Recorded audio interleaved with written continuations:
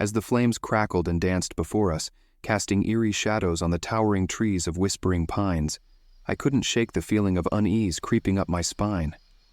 Serena Nightingale, with her dark eyes gleaming in the firelight, leaned forward, her voice barely above a whisper. "Do you hear it?" she asked, her words sending a chill through the night air. I strained my ears, trying to catch any sound beyond the crackling of the fire. Then, like a gentle breeze carrying a haunting melody, I heard it, the faintest whisper of a tune, weaving its way through the dense forest. "It's just the wind," I muttered, trying to convince myself more than anyone else. But Serena shook her head, her expression grave. "That's the melody of whispering pines.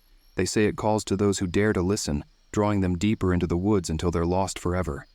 A nervous laugh bubbled up in my throat, but I swallowed it down. I didn't want to show fear in front of my friends, even as the hairs on the back of my neck stood on end. Ignoring Serena's warning, we continued to sit around the fire, the melody growing louder with each passing moment. It was hypnotic, enchanting, and utterly unnerving all at once. I exchanged uneasy glances with the others. A rustling sound erupted from the bushes nearby, and we all jumped in fright. Branches snapped, and leaves crunched underfoot as something, or someone, approached our campsite. Heart pounding, I gripped the handle of my flashlight, ready to fend off whatever lurked in the darkness. But as the figure emerged from the shadows, relief washed over me. "Sorry, guys," said Mark, his voice sheepish as he stumbled into the clearing.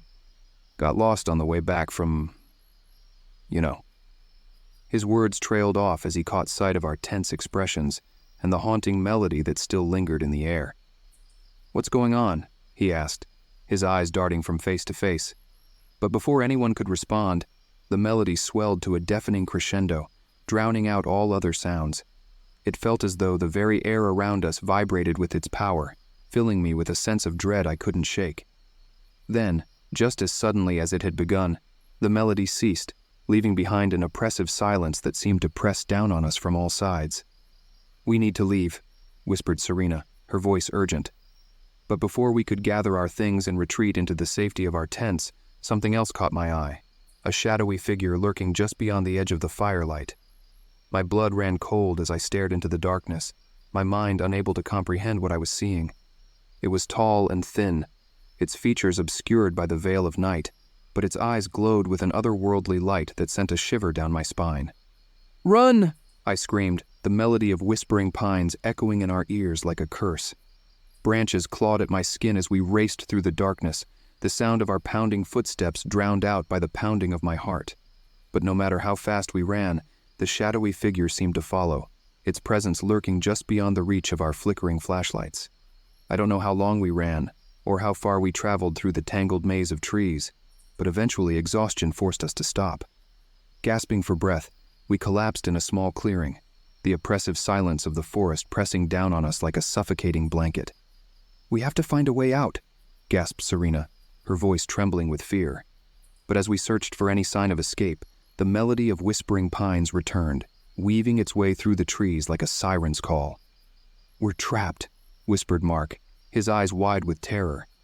And as the darkness closed in around us, I couldn't help but wonder if we would ever escape the haunting melody of whispering pines, or if we would become just another chapter in its tragic history. As the melody of whispering pines enveloped us once more, I could feel its tendrils wrapping around my mind, drawing me deeper into the heart of the forest. It was as if the very air itself vibrated with an otherworldly power, urging us to surrender to its haunting call. "We can't give up," I said, my voice barely above a whisper. "There has to be a way out of here." But as we searched desperately for any sign of escape, it became increasingly clear that we were hopelessly lost in the labyrinthine depths of whispering pines. The trees loomed overhead like silent sentinels, their twisted branches reaching out to ensnare us in their grasp. Panic gnawed at my insides as the realization set in. We were at the mercy of whatever dark force inhabited this cursed forest, and with each passing moment, the shadows seemed to grow thicker, the darkness pressing in on us from all sides. "We have to stick together," Serena said, her voice quivering with fear. "We can't let it break us." But as the hours stretched on, the oppressive weight of the forest began to take its toll. Exhaustion weighed heavily on our limbs, and the constant barrage of whispers and rustlings in the underbrush kept us on edge, our nerves fraying with each passing moment.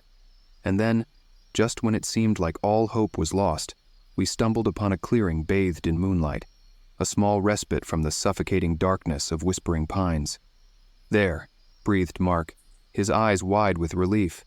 "We can rest there for a moment." But as we stepped into the clearing, a chill ran down my spine, a sense of foreboding that made my blood run cold. It was then that I saw it, the shadowy figure, lurking just beyond the edge of the firelight, its eyes glowing with an otherworldly light. "We have to go," I said, my voice barely above a whisper. But before we could retreat back into the safety of the trees, the figure stepped forward into the moonlight, revealing its true form, a grotesque, twisted creature with long, skeletal limbs, and the creature loomed over us, its unearthly presence filling the clearing with a suffocating sense of dread. "We're trapped," whispered Serena, her voice trembling with fear. But even as despair threatened to consume us, a faint glimmer of hope flickered in the darkness, a small, distant light, beckoning to us from the depths of the forest. "We have to keep moving," I said, my voice steadier now, fueled by determination. "There's something out there, a way out of this nightmare." And so, with the haunting melody of whispering pines still echoing in our ears, we pressed on into the darkness, our spirits battered but unbroken, determined to find a way out of the cursed forest and escape the clutches of whatever dark force lurked within.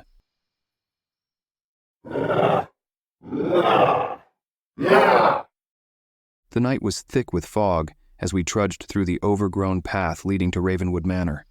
I could feel the weight of the darkness pressing down on me, the ancient trees looming like silent sentinels in the moonlight. My friends and I had heard the stories, the tales of the haunted manor hidden deep within the woods, but we never truly believed them until now.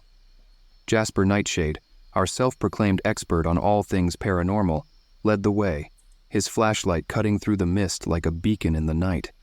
His eyes gleamed with excitement as he regaled us with tales of the restless spirits said to haunt the halls of Ravenwood Manor. "They say the ghosts of the past still linger within these walls," he said, his voice low and ominous. "Lost souls trapped between this world and the next, doomed to wander for all eternity." I shivered, pulling my coat tighter around me as we approached the looming silhouette of the manor. It was a crumbling relic of a bygone era, its once grand facade now obscured by ivy and decay. The windows were dark, but I couldn't shake the feeling that unseen eyes watched our every move from within. "Are you sure about this?" whispered Sarah, her voice trembling with apprehension. But Jasper simply grinned, his excitement undimmed by our growing unease. "Of course I'm sure," he said. "We came here to uncover the truth, didn't we?" With a shaky breath, we followed Jasper through the creaking front door, the musty scent of decay filling the air. The interior was just as dilapidated as the outside, with peeling wallpaper and dusty furniture strewn haphazardly about the rooms. "This way," said Jasper, leading us deeper into the heart of the manor. As we explored the labyrinthine corridors, the air grew colder, and the shadows seemed to grow thicker, swallowing us whole. I could feel the weight of the past pressing down on me, the echoes of long-forgotten footsteps reverberating through the empty halls. And then, just when it seemed like the darkness would consume us entirely, we stumbled upon a grand staircase leading down into the depths of the manor. Jasper's eyes lit up with excitement as he beckoned us forward, his flashlight cutting through the gloom. "What do you think we'll find down there?" asked Alex, his voice barely above. A chill ran down my spine, a sense of foreboding that made my blood run cold. I could feel the presence of something lurking in the darkness, something ancient and malevolent that had been awakened by our presence. "We shouldn't be here," I said, my voice trembling with fear, but Jasper simply laughed, his bravado unwavering in the face of danger. "Don't be ridiculous," he said. "We're on the brink of discovering something incredible." With a sinking feeling in the pit of my stomach, I followed Jasper down the staircase, the darkness swallowing us whole. The air grew thick with the stench of decay as we descended deeper into the bowels of the manor, the walls closing in around us like a vice. And then, just when it seemed like we couldn't go any further, we stumbled upon a hidden chamber concealed behind a crumbling brick wall. The air was thick with dust as we stepped inside, our footsteps echoing off the stone walls. But as my flashlight swept across the room, I froze. A scream caught in my throat as I beheld the horrors that lay within. The chamber was filled with rows upon rows of coffins, their lids sealed tight with rusted iron chains. "What is this place?" whispered Sarah, her voice barely above a whisper. But before anyone could respond, a bone-chilling wail filled the air, echoing off the stone walls like a chorus of tortured souls. I could feel the ground trembling beneath my feet as the coffins began to rattle and shake, their occupants stirring from their eternal slumber. "We have to get out of here," I said, my voice trembling with fear. But as we turned to flee, the door slammed shut behind us, sealing us inside with whatever unspeakable horrors lurked within. The air grew thick with the scent of death as the coffins burst open, their occupants rising from their graves with eyes blazing with an otherworldly light. And as the ghosts of Ravenwood Manor closed in around us, their unearthly screams filling the air, I couldn't help but wonder if we would ever escape the darkness that had consumed us, or if we would become just another chapter in the tragic history of this cursed place. The air grew colder with each passing moment as the ghosts of Ravenwood Manor closed in around us, their ghastly forms twisting and contorting in the dim light. Their eyes burned with an otherworldly fire, my voice barely above a whisper. But as we searched desperately for an escape route, the ghosts drew closer, their icy fingers reaching out to snatch us away. I could feel the panic rising within me, threatening to overwhelm my senses as the darkness pressed in on all sides. "We shouldn't have come here," muttered Alex, his voice trembling with fear. But before anyone could respond, a figure emerged from the shadows, a tall, imposing figure clad in tattered robes, his face obscured by the darkness. "You have trespassed in my domain," he said, his voice echoing off the stone walls like a death knell. "Now, you must pay the price." With a wave of his hand, the ghosts surged forward, their ethereal forms enveloping us in a swirling vortex of darkness. I could feel their icy touch searing my skin as they dragged me down into the depths of the abyss. Desperate to escape, I clawed at the darkness, but it was no use. I was powerless against the relentless onslaught of the spirits, and as I felt myself being pulled deeper into the void, a sense of hopelessness washed over me, consuming me entirely. But just when it seemed like all was lost, a blinding light pierced the darkness, banishing the ghosts back into the shadows. I shielded my eyes against the glare, blinking away the tears as I beheld the figure standing before me, a radiant figure cloaked in pure white light. "Come with me if you wish to live," said the figure, extending a hand to me.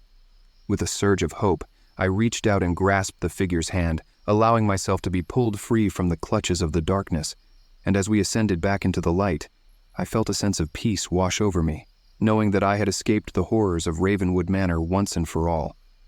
But as I emerged back into the night air, I couldn't shake the feeling that the darkness still lingered, waiting to claim its next victim. And as I looked back at the crumbling ruins of the manor, I knew that its secrets would remain buried in the depths of the forest forevermore.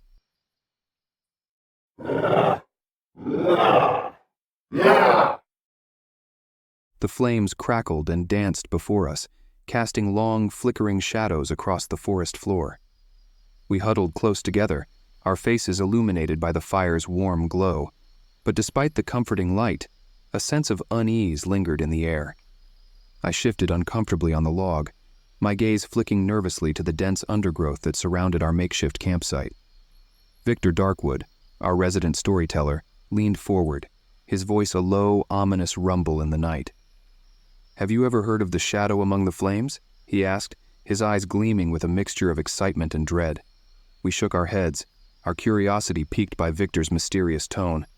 He grinned, his teeth flashing white against the darkness, before launching into his tale. "It is said that deep within the heart of these woods, there dwells a creature unlike any other, a shadowy being that feeds on the fear of those who dare to venture into its domain." A shiver ran down my spine as Victor's words washed over me, and I could feel the hairs on the back of my neck standing on end. "They call it the shadow among the flames," Victor continued, his voice barely above a whisper. "And it is said to lurk just beyond the edge of the firelight, waiting patiently for its next victim." I glanced nervously at the flickering flames, half expecting to see the shadowy figure lurking just beyond their reach. But there was nothing there, just the dancing light and the rustling of the leaves in the wind. "It preys on the weak and the vulnerable," Victor said, his voice growing more urgent. "And once it has you in its grasp, there is no escape." A chill ran down my spine at the thought of being hunted by such a creature, and I could feel the tendrils of fear creeping into my mind. "But fear not," Victor said, his voice taking on a note of reassurance. "For there is a way to protect yourself from the shadow's grasp." He reached into his bag and withdrew a small vial filled with a shimmering liquid.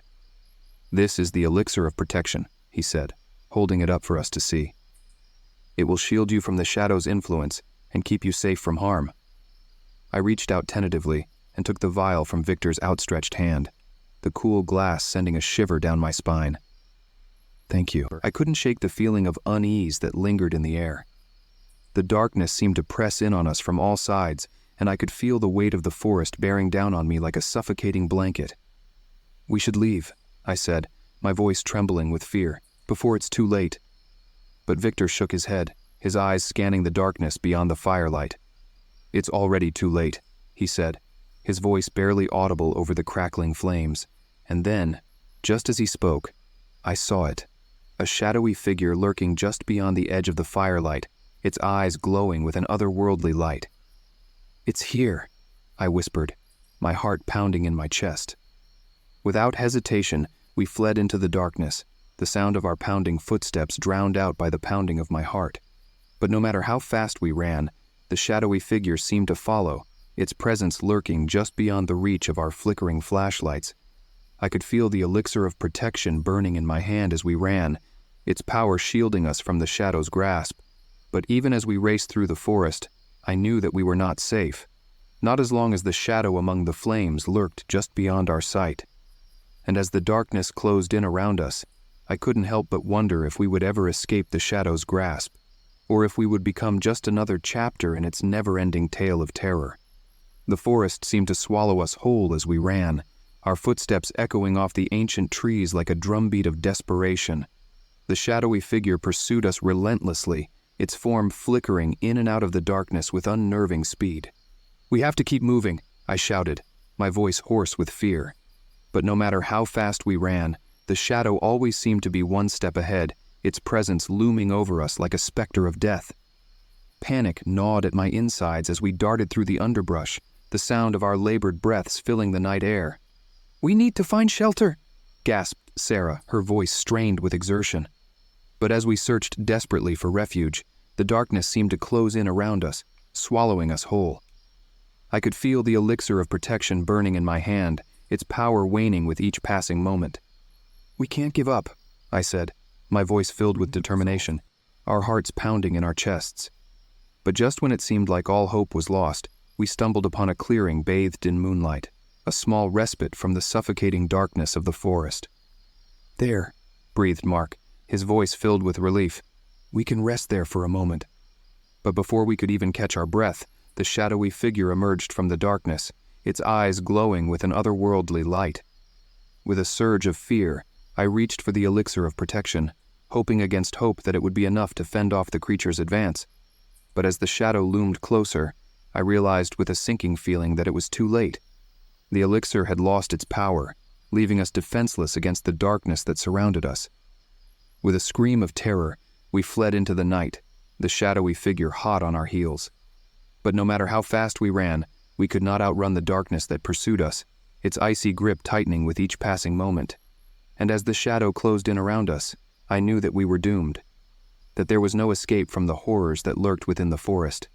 And as its cold embrace enveloped us, I couldn't help but wonder if anyone would ever know the truth of what had happened to us, that we had fallen victim to the shadow among the flames, lost forever in its endless darkness.